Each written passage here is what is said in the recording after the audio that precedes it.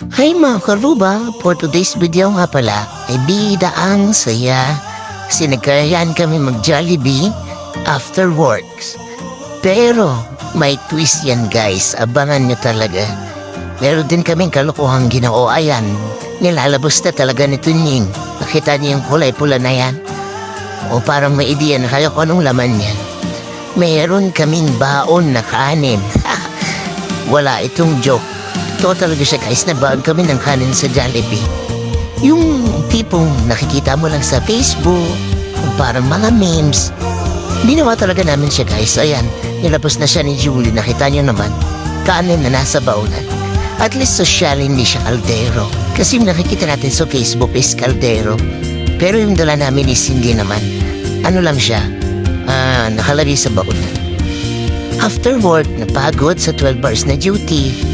Nagkaya yan. Mag-grocery sana kami pero dahil nadaanan ng Jollibee. Masula namin binuntahan yung Jollibee. So yan ang itsura namin, mga naka-uniform. Ako nagtanggal ako ng polo kasi pagkakamalan kaming mga boss. Boss-abos. Charot. So yun guys, kain-kain lang tayo chilakso. Hi kay madam. Yung isa naman pa-zip-zip lang ng kanyang juices. Ako naman, pakain-kain lang. Alam mo ba dito may nakalimutan? Ano? Yung binigyan ng tinapay niya ng nalito sa bag niya. Oo. Ganyan po. Sinalis niya ba kasi? Ilagay ko sa sabi ko back. Para madaling punin.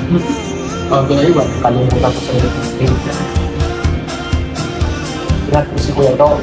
Kaya lang pag-tapi na mo na yung tinapay yung nakalagay. Ilan na? Sabi ko ito. At ayan nga guys, ang inyong mga karuba, literal na nagchichismisan habang kumakain. Filipino culture talaga. Pero at hindi, napag-uusapan lang naman yung mga nangyayari sa buhay sa mga ganap-ganap sa maghapon. Habang busy-busy sa pagkain. Kwentuhan na din, yung naman mga Pilipino tayo, ganyan. Kunwaring magkakaibigan, nagbabatian pag nagkakatalikod, nagpaplastikan, tsaro at may hugot, Ilocanong palaboy. Kumain ka, bubuto mo lang yan, ilaban ko George, charot. So yun guys, busy talaga ako dahil paborito ko ang french fries. Ako lang talaga yung kumakain, tingin nyo.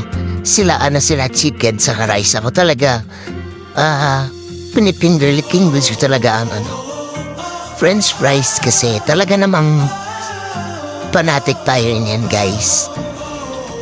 Hindi ko parang sa pizza. At pa yan nga guys, nakita niyo naman, ilaban ko George ni Madam, ilaban ni Madam. Talaga na nabisin ni Madam. Kimirad man ti chickenin. Tas agisubutin na po, ilaban na talaga George. Tamabisin suna. So balikin niya na kinikwato niya. Kuto niyang mag-ingat ka talaga baka makain ka ni Madam.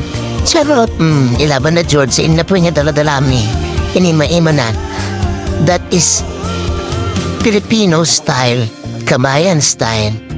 Kutsara kami pero nagkakamay pa rin. Naman, laking Pilipina tayo. So yun guys, kain is light. Kain is light. So yan tayo pagkatapos ng mahabang oras ng trabaho, kailangan natin i-treat ang self natin. So, bida ang saya.